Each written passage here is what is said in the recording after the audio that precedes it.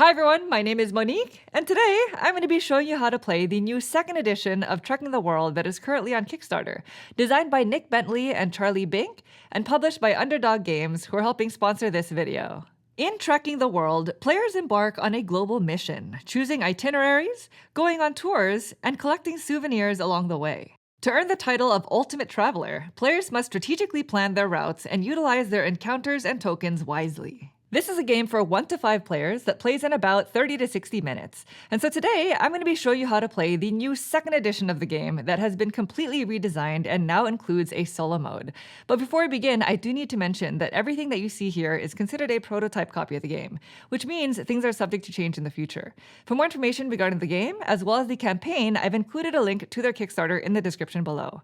Lastly, if you enjoy content like this and would like to see more in the future, please consider subscribing. And otherwise, we are ready to begin. So if you'd please direct your attention to the center of the table, we're all set up here for a 2-player game of Trekking the World. Welcome to the start of our world tour. Now, like I was mentioning, in this game, players embark on a tour around the world. And along the way, they'll be experiencing encounters, purchasing tours, and collecting souvenirs in order to score the most amount of points by the end of the game and earn the title of Ultimate Traveler. And so, just to kind of give you the lay of the land, similar to the first edition, each player has their own suitcase that is used to store their souvenirs. Although, players now also have a money tracker that is used to keep track of the amount of money you're withdrawing from your bank account throughout the game. Players will also start the game with 1 frequent flyer token, which is new in this edition, as well as their tracker on one of the 6 airport locations around the board. And finally, up here, we have the card display that consists of tour cards in the top row,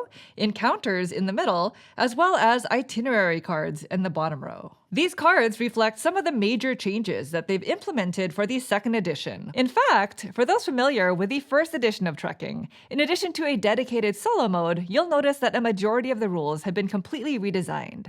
For a complete list of the changes that they've made for the second edition of the game, I've included a link to the publisher's post in the description below. And so the way that the game works is starting with the first player and going clockwise, players will be taking turns drafting an itinerary card from the display and fully resolving it before moving on to the next player's turn. And play will continue this way until the endgame trigger has been met. So then, on your turn, you must always start by choosing one of the 5 available itinerary cards from the display. Each itinerary card is split into 3 different actions that must be resolved from top to bottom. First, there's a move action, followed by a certain amount of money that you'll be withdrawing from your bank account, and finally, souvenirs that you'll possibly gain if you end your turn in any of the depicted continents. And so as an example, as the blue player, I chose to start the game at the airport that's in the Americas. On my turn, I choose to take this itinerary card that will require me to move 3 spaces, it'll gain me $2, and potentially gain me a red souvenir token. But I'm required to resolve the card from top to bottom. So then I'll start my turn by moving 3 spaces. Now in moving, you're always required to move the full amount. In addition, when moving around the board, you are allowed to pass through and even share spaces with other players' trekkers. But you're never allowed to return to the same location that you've already visited in the same turn. Which means, since I'm starting over here, I could not move 1 space and then travel back to the location that I was already at. You'll also notice that there are 6 different airport locations spread out across the globe. When moving, you can use one of your movement points to fly from one airport to any other airport around the world. And unlike in the first edition, you do not have to start your turn at an airport in order to do so. However, each time you fly using an airport, you must always pay $1. Now, considering the fact that you don't start the game with any money, I'm not going to fly. Instead, I'm just going to move the 3 spaces into Old Havana. Now that I'm done moving, I'm going to withdraw the listed amount of money from my bank account, which is going to be $2, and I'm going to reflect this on my money tracker. And just as a note, your money tracker can only hold a maximum of $20, so make sure to withdraw wisely. And finally, since my tracker is in one of the 2 continents listed at the bottom of my itinerary card, I gain a red souvenir cube. And so just like in the first edition of the game, souvenirs go in your suitcase, and you must place cubes from left to right. But you may notice that your suitcase now contains symbols, and these correspond to 4 different types of itinerary tokens that you'll be collecting throughout the game. And each time you cover up a symbol with a souvenir cube, then you gain the corresponding itinerary token from the supply. And these tokens can be discarded on your turn in order to utilize their one-time use powers. And on your turn, you can use as many tokens as you'd like, but you can never use a token the same turn that you received it. Now, there are 4 different types of itinerary tokens, and they each do something different.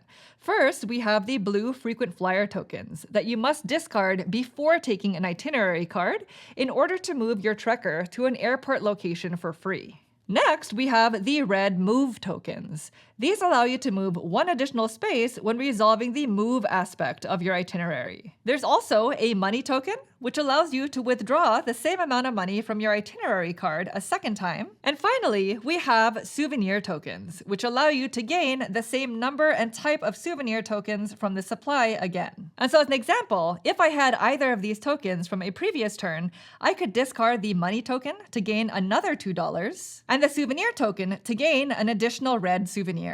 And so as you can see, these itinerary tokens are going to play a significant role in crafting your strategy because they allow for more flexibility, they gain you money, and they gain you more souvenirs, which are going to score you points at the end of the game, depending on how far you've been able to fill these columns. Now, once you've finished resolving your itinerary, you discard the card and you check to see if you're eligible to gain any encounters or purchase any tours. First, if your trekker is at any of the 4 encounter locations, then you gain that card.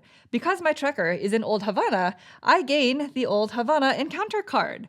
And each encounter has a one-time use ability that's listed at the bottom, or an endgame effect. In this example, Old Havana says at game's end, copy the effect of one of your other endgame encounter powers. As another example, we have the Kremlin and Red Square encounter here. This allows you to return up to 2 souvenirs for $2 each. So if you're a bit low on money, then you can use this card.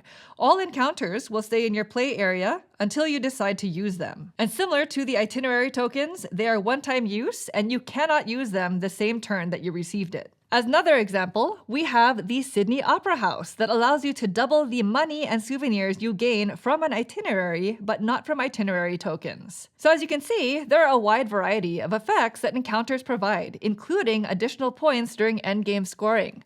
So another example is Mount Fuji over here that says at game's end, you score 2 points for each unspent itinerary token. Because otherwise, unspent itinerary tokens are not worth any points. But that's essentially how encounters work. Similarly, tours also feature a specific location on the map.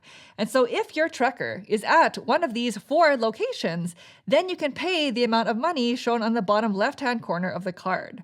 And so as an example, because my trekker is here in Old Havana, in a future turn, I can possibly move to Teotihuacan, which is in the same continent. If so, then I'll be able to purchase the Teotihuacan tour for $5, and at the end of the game, I'll score 10 points. Some tours, such as the Galapagos Islands, will score you a lot more points, but they also cost a lot more money. So this tour costs $9, but will score you 22 points at the end of the game. But as you can probably tell, money is a little bit tight since you're only gaining about $1, $2, or $3 from itinerary cards. And that's essentially how a turn works. Now, once your turn ends, then you refill any cards in the display, and play proceeds to the next player in clockwise order. And play continues this way until the end game trigger has been met, which is going to be dependent on player count.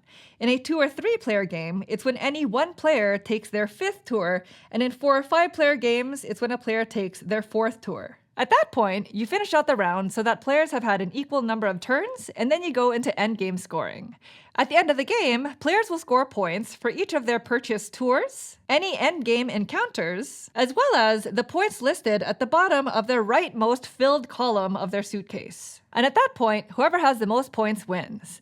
And that's essentially how you play the 2nd edition of Trekking the World. Now again, this game is on Kickstarter, so for more information regarding the game, I've included a link to their campaign in the description below. If you have any questions about anything that you saw here today, please feel free to leave me a comment down below, and I'll try to get back to you as soon as possible. Thank you all so much for watching the video. I really hope it was helpful. If you enjoy content like this and would like to see more in the future, please consider subscribing. Thank you. Bye.